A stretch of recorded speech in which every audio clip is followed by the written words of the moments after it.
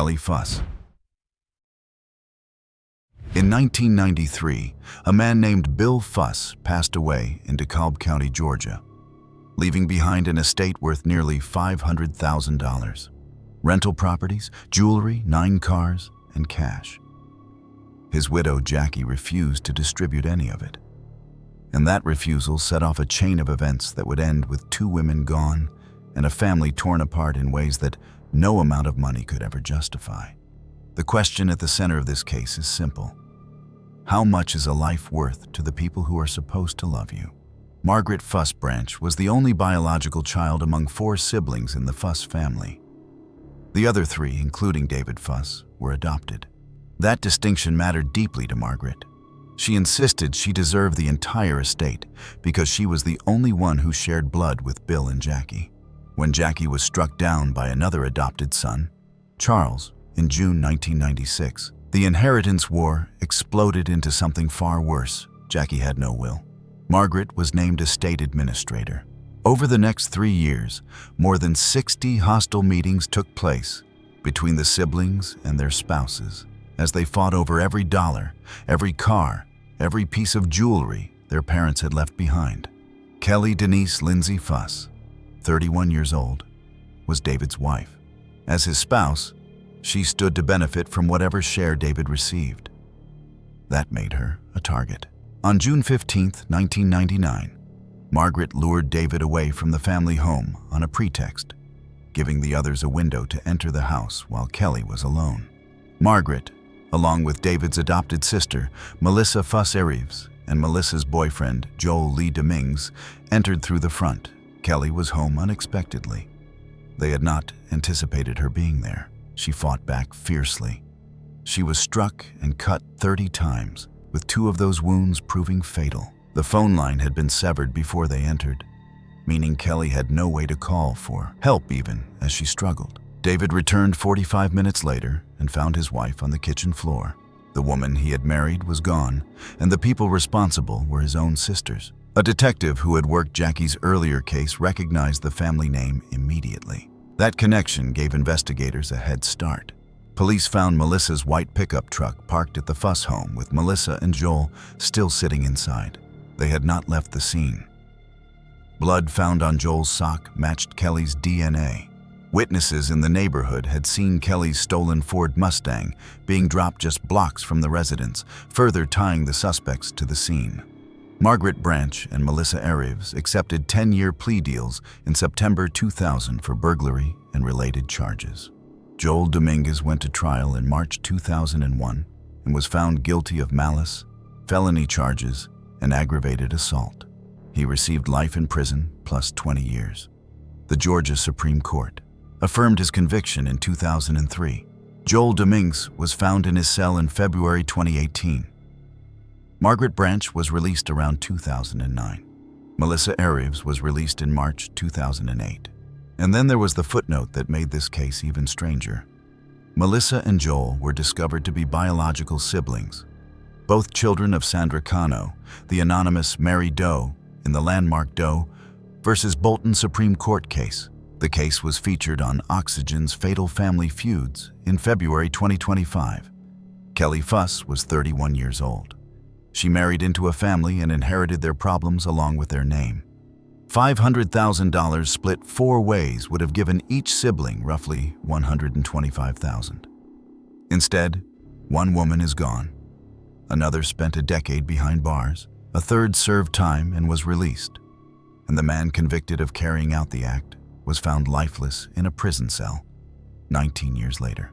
Margaret orchestrated the plan, received 10 years, and walked free around 2009.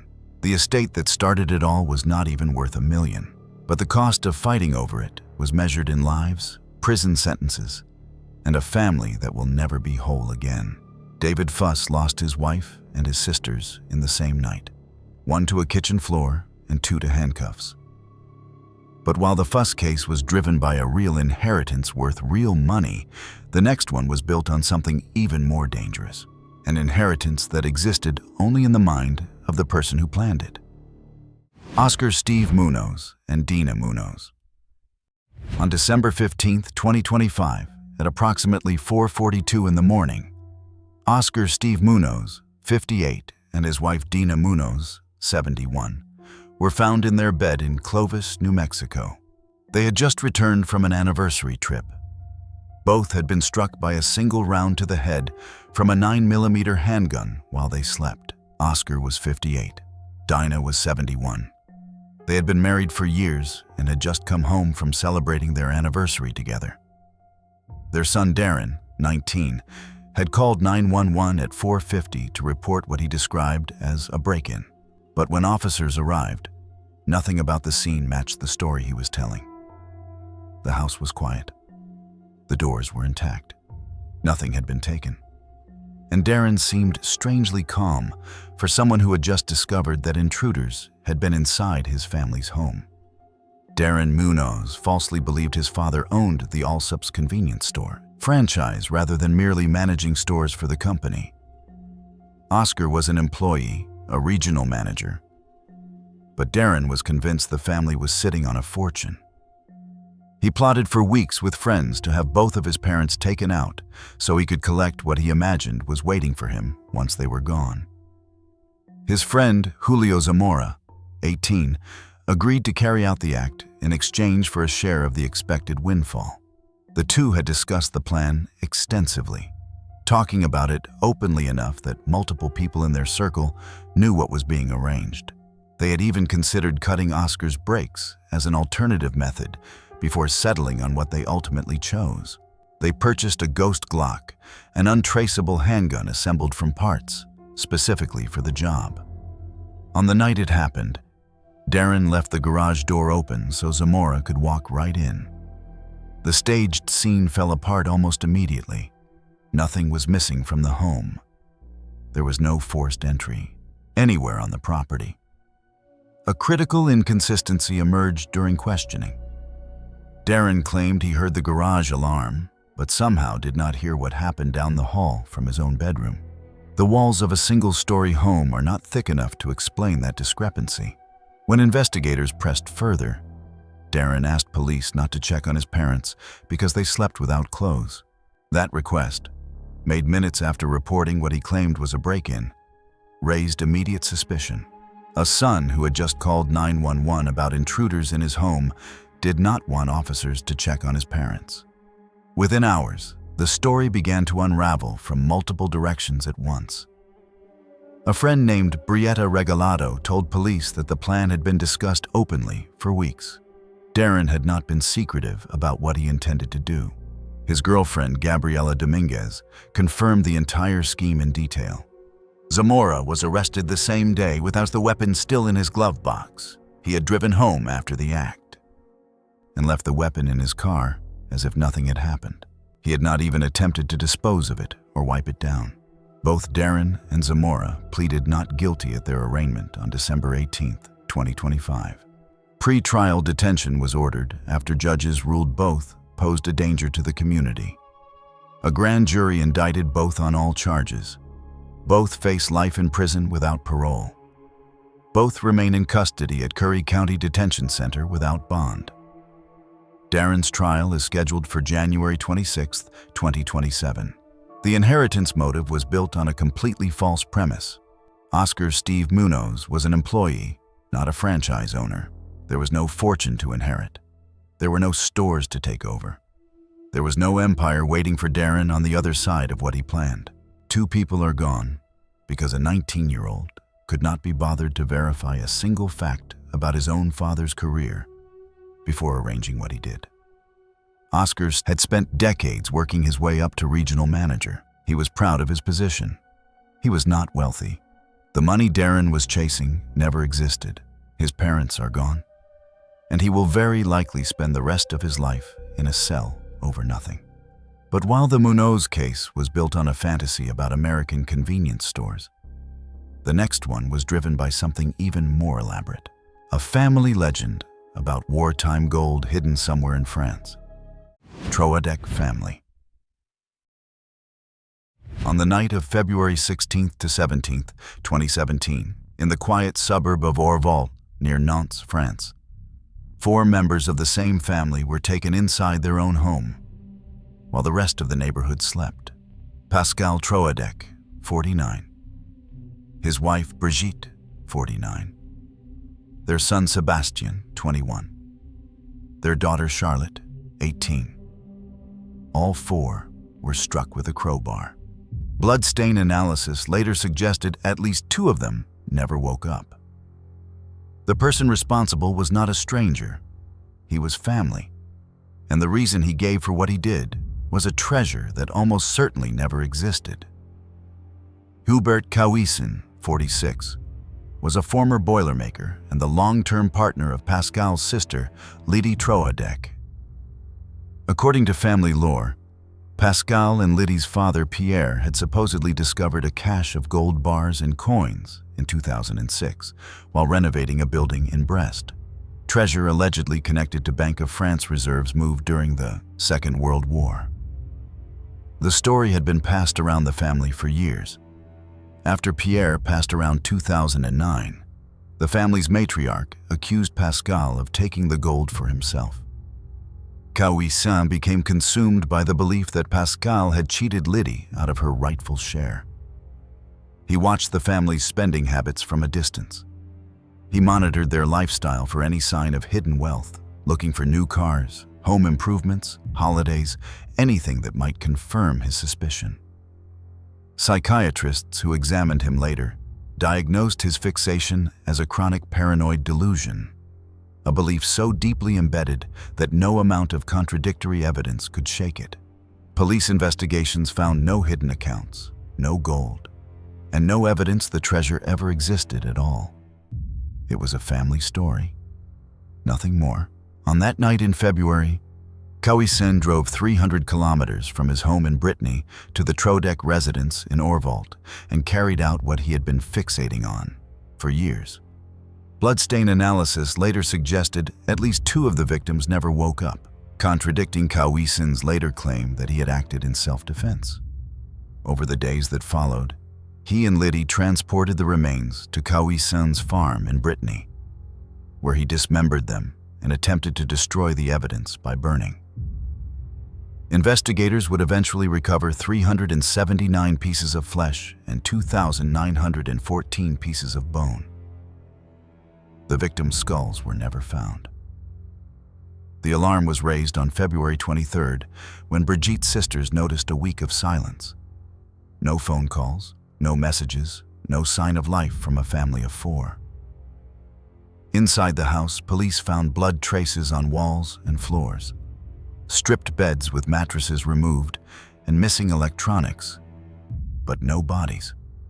The scene suggested something catastrophic had happened, but without remains, the investigation had no confirmation of what. An anonymous family tip redirected investigators away from initially suspecting Sebastian, who had been the first person police looked at, and toward Cauisson. His DNA was found at the home despite his claim of having had no contact with the Troadec family for years. That single forensic finding contradicted everything he had told investigators. He confessed on March 5, 2017, and led police to the farm where the remains had been taken. At a 3-week trial in June and July 2021 at the Loire-Atlantique Assize Court, Cauisson was found guilty of quadruple charges and sentenced to 30 years, with the court recognizing diminished responsibility due to his paranoid delusion. Lydie Troadec received 3 years, 1 suspended, for concealing remains and altering the scene. Neither appealed the criminal sentences, though Cauisson appealed the 450,000 euros in civil damages awarded to the families. He was convicted. He accepted the sentence, but he did not want to pay the compensation. That tells you everything about who Hubert Cauisson was. Cauisson remains in prison, eligible for parole consideration around 2032. 4 lives ended over gold that probably never existed. The treasure was a story passed down through a family, repeated enough times that one man with a paranoid mind decided it was real. No gold was ever found. No hidden accounts were ever uncovered. Pascal Troadec, his wife Brigitte, their son Sebastian, and their daughter Charlotte are all gone because of a legend about wartime reserves that most likely existed only in the imagination of the people who told the story. The consequences were permanent. The treasure was not. But while the Troadec case unfolded in secret over days, the next one happened in a matter of minutes, and the people responsible did not even try to escape afterward. The O'Sullivan murders. On October 26, 2020, at approximately 6:30 in the morning, in the townland of Raheen in Castlemagner, near Kanturk, County Cork, Ireland, a 26-year-old law graduate and trainee solicitor named Mark O'Sullivan was struck 7 times as he slept in his own bed. He had his whole career ahead of him. He was the kind of person his community expected great things from. The weapons used were 2 legally held .22 caliber rifles. The people who carried out the act were his own father, Taj O'Sullivan, 59, and his younger brother, Diarmid, 23.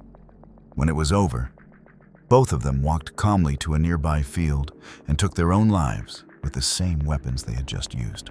Neither attempted to flee. Neither called for help. The reason behind all of it was a 115-acre farm valued at approximately €2 million and a dispute over who would inherit it. Anne O'Sullivan, the family matriarch, had inherited the farm from her own parents. In February 2020, she received a terminal diagnosis, making inheritance planning urgent. Anne wanted to divide the land equally between her 2 sons, a fair split that would give each of them a working farm and financial security for the future. Diarmid demanded the bulk of the property, threatening to harm himself if denied. Tag told Anne he had only married her for the land and warned she would be following 2 coffins into the graveyard if she did not comply with their demands. Despite this pressure, despite the threats, despite knowing what her husband and younger son were capable of, Anne made a will dividing the farm nearly evenly between her sons. She chose fairness. They chose something else entirely. That morning, after the act was carried out, Anne heard what happened from another room, rushed in, and screamed. Additional rounds were discharged into the room while she stood there. When she tried to call for help, they smashed her phone with a sledgehammer so she could not reach anyone. Diarmid looked at his mother and told her, "I hope you think the land is worth it now."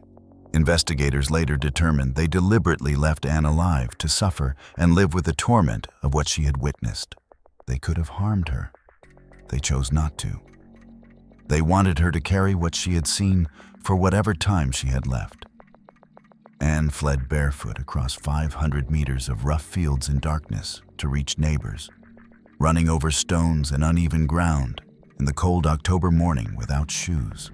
Gardaí established cordons around the property, fearing a possible standoff situation with armed individuals still on the premises. Mark's body was found at 12:46 in the afternoon. The bodies of Tag and Diarmid were spotted by helicopter around 1:30, lying in a field not far from the farmhouse. On Diarmid's person, a 12-page letter expressing fury over the inheritance was found strapped to his thigh with cling film. He had written his grievances down, sealed them against his body, and carried them to the field where he ended his own life. At the Mallow Coroner's Court inquest on August 4th, 2021, the jury returned a verdict of unlawful taking for Mark and self-infliction for Tag and Diarmid. The coroner noted there was no one left alive to extend condolences to. Anne had passed from her illness on April 7th, 2021, 6 months after the events, having attended all 3 funerals before she went.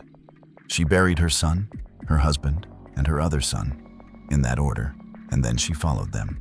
Mark had told a friend before that morning that he feared his father and brother would take his life and make it look like he had done it himself. He was right about the threat. He was wrong about the method. They did not try to disguise anything. They wanted Anne to see exactly what they had done. The jury recommended a review of Garda protocols for handling third-party safety concerns. A €2 million farm, a family of 4, nobody left to live on the land that started the entire thing. The farm still stands in Raheen. The fields are still green, but every person who once called it home is gone.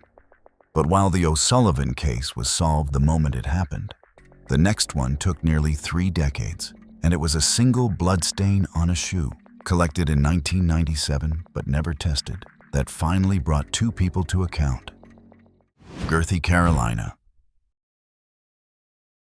On August 11, 1997, in the small town of Sasakwa in Seminole County, Oklahoma, an 81-year-old widow named Girthy, Carolina, was found on her kitchen floor.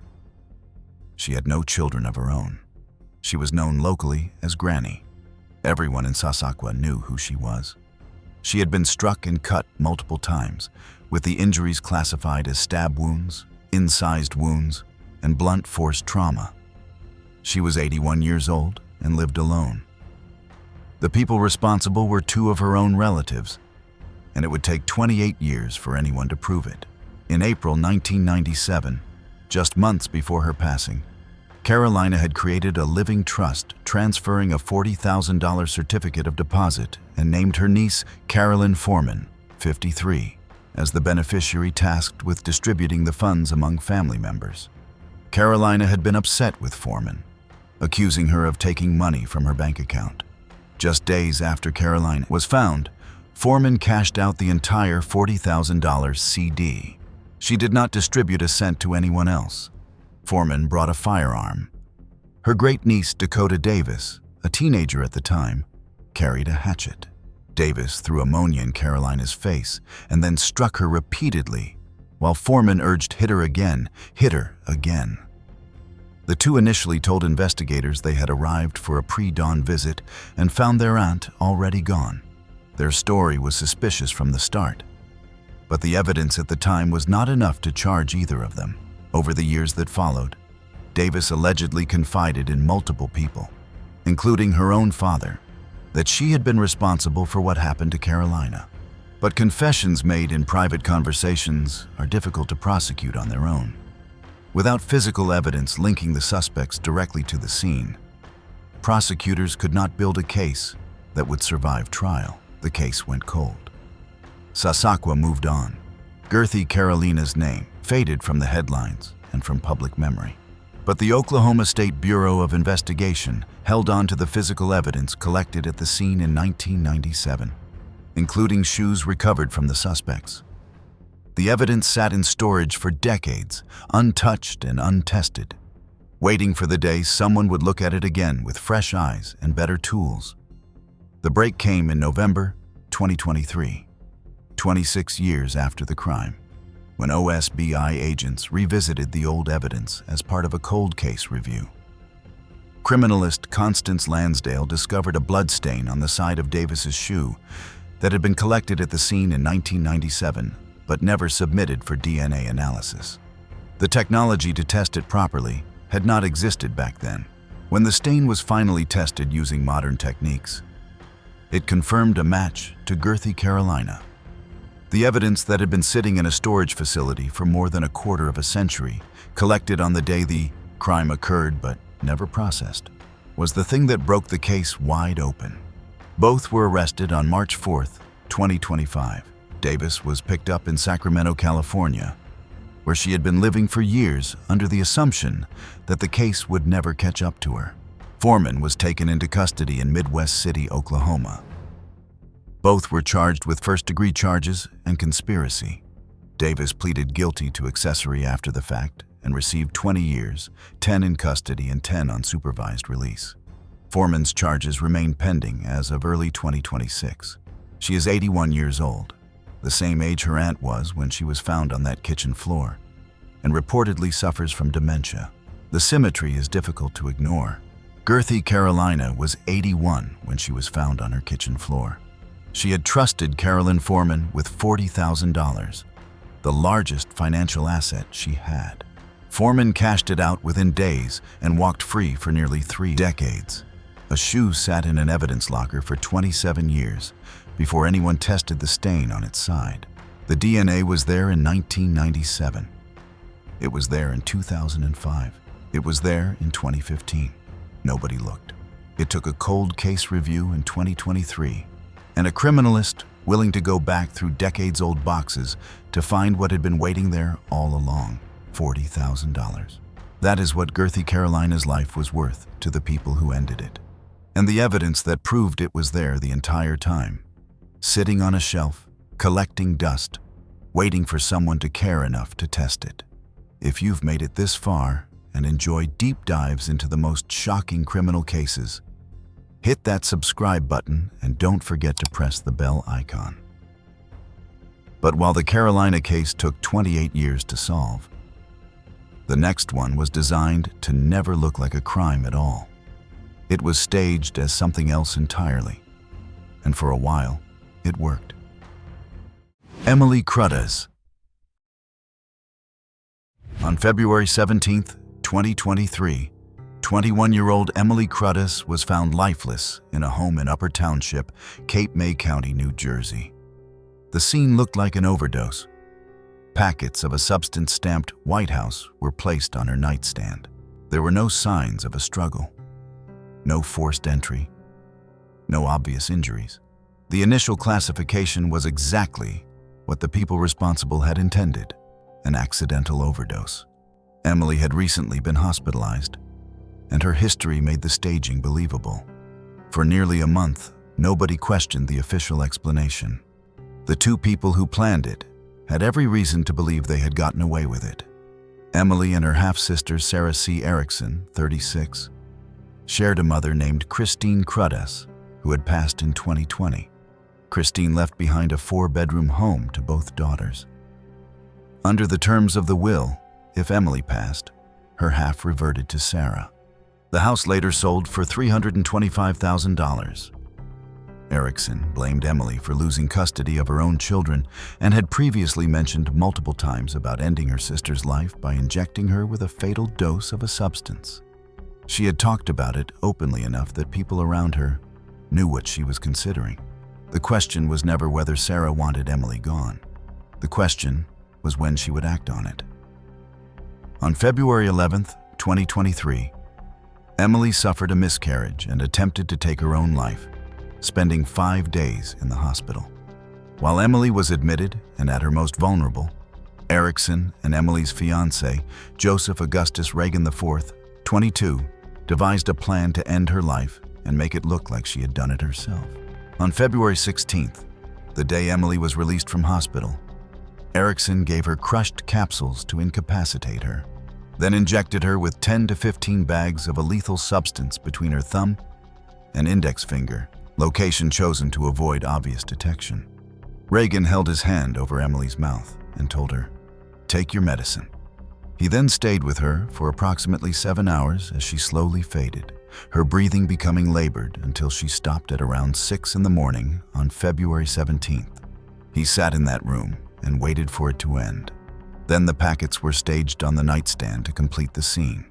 In March 2023, approximately 1 month after Emily's passing, Reagan walked into a police station and voluntarily confessed. He told investigators everything: the planning, the roles, the timeline, the staging. His confession reopened a case that had been closed as an accidental overdose. In April 2024, over a year later, a backpack was turned over to police containing 18 phones, 15 packets matching the crime scene stamps, latex gloves, and a handwritten plan detailing how the act would be carried out. The backpack was a kit. It was assembled in advance. This was not a crime of opportunity. Erickson's boyfriend, Timothy Barris, corroborated Reagan's account in January 2025, providing additional details that confirmed the timeline and the roles each person played. After Emily was gone, Erickson went to court and won a ruling granting her sole rights to all proceeds from the house sale. She collected the money from a home she had helped ensure her sister would never live in again. Both Erickson and Reagan were arrested in January 2025 and indicted on first-degree charges and conspiracy in March 2025. Both are held without bail at Cape May County Jail. No trial date has been set as of early 2026. Emily Cruddas was 21 years old. She had just been released from the hospital after the worst week of her life. She was at her most vulnerable. The two people closest to her, her own sister and her own fiancé, used that exact moment to carry out what they had been planning: The house that started it all sold for $325,000. Split in half, Emily's share was worth roughly $160,000.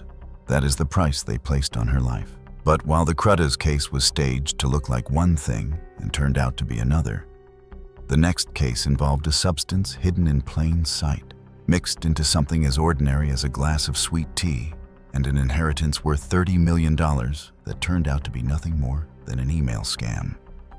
Stephen Riley Jr. On September 3, 2023, Stephen Edward Riley Jr., 51, of Minot, North Dakota, drove to Minot International Airport expecting to meet an attorney who would finalize the transfer of a $30 million inheritance from a distant relative. He had been communicating with people online who told him the money was real and that all he needed to do was show up and sign the paperwork. No attorney appeared. No paperwork existed. The $30 million was a classic email inheritance scam. The kind that preys on people who want to believe that a life-changing sum is waiting for them just around the corner. Riley believed it completely. So did his girlfriend of approximately 10 years, Thea Kanoyer, 47. And that shared belief in money that did not exist is what got Riley ended. Riley's friends told investigators he had planned to break up with Kanoyer after receiving the inheritance. Kanoyer considered herself his common-law wife and believed she was entitled to a share. When police later informed her that North Dakota does not recognize common-law marriage, she became incensed. She was not going to let a decade-long relationship end with nothing, especially not when she believed millions were about to land. Rather than lose access to money she thought was coming, she decided to make sure Riley never had the chance to leave her behind. On September 3rd, Kanoyer mixed ethylene glycol, the active ingredient in antifreeze, into Riley's sweet tea throughout the day. She did not do it once. She added it repeatedly, dose after dose, ensuring the concentration built up in his system over hours. At the airport, when no lawyer appeared and Riley began feeling ill, dizzy, experiencing stomach pain, and appearing intoxicated without having consumed alcohol, his friends grew alarmed and wanted to take him to a hospital immediately. Kanoyer insisted it was heat stroke and blocked every attempt to get him medical attention. She stood between Riley and the people trying to help him, telling them he was fine, telling them he just needed rest, telling them there was no reason to involve doctors. Had anyone overruled her and taken Riley to an emergency room that afternoon, he would almost certainly have survived. Ethylene glycol poisoning is treatable if caught early, but Kanoyer made sure no one caught it. By September 4th, Riley was unconscious. He was airlifted to Bismarck, where he passed on September 5th. Before anyone told Kanoyer that Riley had passed, and before any lab results existed, she told hospital staff he had been poisoned with antifreeze. Nobody had mentioned antifreeze. Nobody had tested for it yet. No doctor had suggested it. She named the exact substance before anyone else in the building knew what it was. That statement became the centerpiece of the investigation. Riley's friends immediately contacted police. Multiple witnesses reported Kanoyer had previously discussed poisoning Riley with antifreeze in conversations before the act, meaning this was not a spontaneous decision, but something she had been considering for some time. A search warrant at their home revealed a Coors Light bottle and a plastic mug containing antifreeze traces, plus an old Windex bottle filled with bright green liquid that tested positive for the same substance. Kanoyer eventually admitted putting antifreeze in Riley's sweet tea with intent to end his life. Kanoyer was arrested on October 30th, 2023, and charged with Class AA felony charges, the most serious classification in North Dakota. She pleaded guilty on May 29, 2024, and was sentenced on October 16, 2024, to 50 years total, 25 to serve and 25 suspended, plus 10 years supervised probation. She is incarcerated at the Dakota Women's Correctional Facility with an estimated release date of January 2045. She will be in her 70s before she is eligible to walk out. The $30 million never existed. It was an email scam, the kind that law enforcement agencies warn about constantly, the kind most people delete without reading. Stephen Riley Jr. believed it. Ina Knoyer believed it. And because they both believed in money that was never real, Riley is gone, and Knoyer will spend the next 2 decades behind bars. He was a father of 5 sons. He was taken over money that was never real by the person who was supposed to love him, with antifreeze stirred into sweet tea on a September afternoon in North Dakota. But while Riley's case involved a substance slipped into a drink, the next one involved something even more brazen: a flame applied directly to a bed while an elderly woman slept in it. Elizabeth Vamplew. On December 15, 2021, in the early hours of the morning in Newark, Nottinghamshire, England, a fire broke out in the bedroom of a bungalow belonging to 77-year-old Elizabeth Ann Vamplew, known to her family as Ann. She was chronically ill with a lung condition, deaf and barely mobile. She could not have started the fire herself, and she could not have escaped it on her own. Firefighters pulled her from the blaze, but she passed in hospital from severe burns and smoke inhalation. The person who set the fire was her own daughter-in-law, Karen Vamplew, 43, who served as Ann's informal carer and who had been draining her bank account for months. Karen had access to Elizabeth's bank account and, over 8 months, had taken it from £27,000 down to £105, despite Elizabeth's pension income continuing to flow in every month. The money was going out faster than it was coming in, and Karen was the only person with access. She had secret debts exceeding £10,000 that she had not told her husband Mark about, and she had been using Elizabeth's account to service those debts while Elizabeth sat in her bungalow unaware of what was happening to her savings. The day before the fire, a bank visit revealed that a £5 transaction limit had been imposed on Elizabeth's account after the bank noticed the pattern of withdrawals, effectively cutting off Karen's access to the money she had been taking. The tap had been turned off. Under Elizabeth's will, Karen's husband Mark stood to inherit half his mother's estate, including a bungalow she owned outright. With the bank account drained and access blocked, there was only one asset left. As prosecutor Peter Joyce KC stated at trial, the victim was no longer of use to the defendant, only a burden.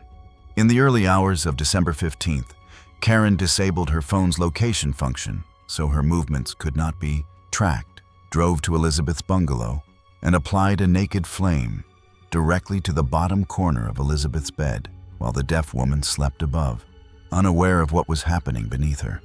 CCTV footage from a neighboring property captured Karen running from the bungalow after setting the fire. She drove home, changed out of her dark clothing into pajamas to make it look like she had been in bed the whole time, then drove back to the bungalow to stage what she wanted to look like a rescue attempt. She activated Elizabeth's lifeline pendant and called emergency services as if she had just discovered the fire. By the time she returned, the flames had fully engulfed the bedroom.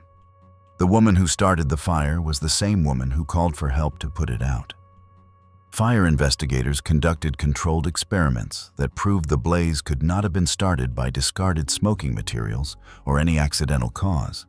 Only direct flame application to the bedding could have produced the burn pattern found at the scene. CCTV records proved Karen made 2 separate visits to the bungalow that night, contradicting her statement that she had only come once. Financial records laid out the 8 months of account draining in detail, and on Karen's phone, investigators found a Google search about smoke alarms from the afternoon before the fire. She had researched how the alarm system worked before going to set the blaze. After a 4-week trial at Leicester Crown Court, Karen was found guilty of taking Elizabeth's life on May 17, 2024. She was sentenced to life imprisonment with a minimum term of 32 years, making her ineligible for parole until approximately 2056. She will be 75 years old before she can even apply. The judge described it as a killing for gain and said Elizabeth must have woken to find her bed on fire, flames, smoke, and inferno, and called it hell. Elizabeth was deaf. She could not hear the fire. She could only feel it. Karen Vamplew drained her mother-in-law's account to £105, and when the bank cut off her access to the last of the money, She set the bed on fire while the woman slept in it. She will be in her 70s before she is even eligible to ask for release. The bungalow she helped destroy was the very asset she was trying to unlock through the will. But while Vamplou's case was about a daughter-in-law who saw her mother-in-law as a burden, the next one involved a husband who saw his wife's divorce settlement as something worth preventing at any cost. Susan Workman. In April 2011, in the village of Edgeworth, in Turton, Lancashire, England, 55-year-old Susan Margaret Workman was struck once in the heart with a kitchen knife. The wound was fatal. She was a mother of 3 sons, Grant, Ben, and Nicholas. She had spent 35 years married to Ian Garth Workman, a multimillionaire car dealer who owned the IGW dealership group and who had built a considerable fortune in the motor trade over the course of their marriage. Susan had recently initiated divorce proceedings against Ian. His fortune was estimated at approximately £3 million. Under English law, she stood to receive roughly £1.5 million, half the marital assets, as part of the divorce settlement being negotiated between their solicitors. Rather than accept the division and move on with the substantial wealth he would still retain, Ian took her life. He claimed at trial that it was self-defense during a domestic argument. The jury heard the evidence, considered his account, and rejected it entirely. Ian Workman was convicted at Preston Crown Court in December 2011 and sentenced to life imprisonment with a minimum term of 17.5 years, making him ineligible for release until at least 2029. His appeal against the conviction was dismissed, but the case did not end with the verdict. What followed was one of the most prolonged and aggressive inheritance battles in modern British legal history, fought from inside a prison cell by a man who refused to accept that the law could take his money, the same way it had taken his freedom. Susan's sons Ben and Nicholas, along with Susan's sister Carol Ann Forrester as estate executrix, sued Ian under the forfeiture rule, the legal principle that prevents a person from profiting financially from the life they have taken. The rule exists precisely for cases like this one, where the person who stands to gain from a will is the same person who ensured that will would come into effect. In 2013, the court awarded the family £1.5 million. Ian refused to comply with the order. He transferred his remaining assets to his eldest son, Grant, who had sided with his father throughout the proceedings in an attempt to shield the money from the court. The Court of Appeal upheld the ruling and ordered Ian to pay the £1.5 million plus $500,000 in legal costs, finding what the judges described as a persistent failure to comply with court orders amounting to flagrant contempt. Even from behind bars, Ian Workman fought every ruling, challenged every order, and used every legal mechanism available to keep the money away from the sons who had lost their mother because of him. Ian also unsuccessfully sued his former solicitors for negligence, claiming they had denied him a chance of acquittal at his original trial. The High Court dismissed the claim as an abuse of process, calling it exactly what it was. In a detail that captured the absurdity of the entire saga, Ian managed to win a £310,000 VAT battle with HMRC from his jail cell via video link. He lost the fight to keep his freedom. He lost the fight to keep his wife's share of the estate. He lost every attempt to shield his assets from the court. But he won a tax dispute with the government from behind bars. The man who took his wife's life rather than give her half of what they had built together spent years fighting from a cell to make sure her sons, his own sons, never saw a penny of it either. The contempt he showed for Susan in life continued from prison without interruption. Ian Workman remains in prison. He's not eligible for release until 2029 at the earliest. Susan was a mother of 3 sons. She wanted a divorce and half of what was rightfully hers after 35 years of marriage. She received a single wound to the heart instead. The money Ian fought so hard to keep will outlast him. Susan will not. But while the Workman case involved a husband who refused to share his wealth, the final case on this list involves a son, a bottle of wine, and a legal outcome that left the victim's surviving daughter asking how her brother could be rewarded for what he did. Ian and Margaret Settree. On December 3, 2014, in the small mining town of Cobar in New South Wales, Australia, 71-year-old Ian Settree confronted his 46-year-old son Scott about a $40 bottle of wine that Scott had taken from the house without asking. It was a small thing, the kind of disagreement that happens in homes every day. But this home was not like every other home. An argument escalated rapidly. Scott attempted to choke his father. When Margaret Settree, 69, intervened and told Scott to leave, he went to his bedroom, retrieved a loaded 12-gauge pump-action shotgun hidden under his bed, and struck Margaret at close range. When Ian rushed in, Scott struck him twice. The time between the two acts was approximately 10 seconds. Ian and Margaret Settree had been married for 53 years. Both were gone in a matter of moments.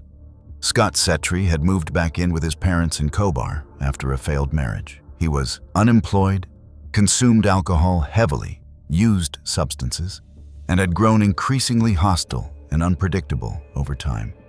He had struck his mother on multiple occasions before that night. The situation in the household had deteriorated to the point where Ian and Margaret were living in fear of their own son, but felt unable to remove him from the home. His father had confided to Scott's sister, Wendy Robinson, that he felt like a prisoner in his own home. Ian was 71 years old and afraid of his own son, but he did not ask Scott to leave because he feared the consequences if he did. Scott had shown disturbing behavior since childhood, including decapitating toy soldiers and setting them on fire, patterns that the family noticed but that were never addressed by mental health professionals. When interviewed by police after the events, Scott said he felt relieved and free and that he had had enough of Mom and Dad. He expressed no remorse. He expressed no grief. He said he felt free.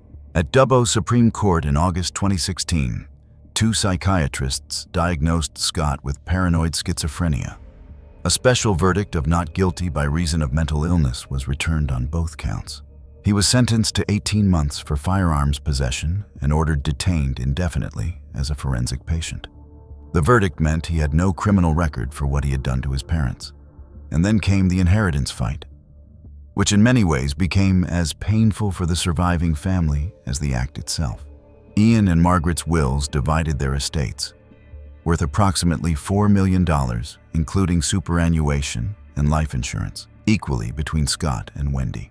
Because the not guilty verdict meant Scott had no criminal conviction, the forfeiture rule did not automatically apply. Scott stood to inherit roughly $2 million for taking the lives of the people whose money it was. Wendy applied to the New South Wales Supreme Court under the Forfeiture Act to block him. In the ruling known as Re Settree Estates, 2018, Justice Lindsay ruled that the forfeiture rule should apply, but ordered $100,000 set aside in restricted trusts for Scott's ongoing care. The legal battle cost the estate over $300,000. Wendy described the outcome bitterly. "My brother was awarded $250,000 for killing my parents." Wendy Robinson campaigned for years to change the law. Her advocacy, her public statements, and her willingness to share the most painful details of her family's story contributed to the passage of the Mental Health and Cognitive Impairment Forensic Provisions Act 2020 in New South Wales, which replaced the phrase "not guilty by reason of mental illness" with "act proven but not criminally responsible." The change was partly symbolic, but it mattered to families like the Robinsons, who felt the old wording erased what had been done. Scott Settree remains detained as a forensic patient at the Long Bay Jail Forensic Hospital in Sydney, with no criminal record for what happened that night. A $40 bottle of wine started an argument that ended 2 lives, triggered a $4 million inheritance dispute, and led to a change in the law. Ian and Margaret Settree were married for 53 years. They spent their final moments in their own home, in the place where they were supposed to be safest, taken by the person they had given a roof to when nobody else would. This was all from our side today. Thanks for watching. Click here to check out another video.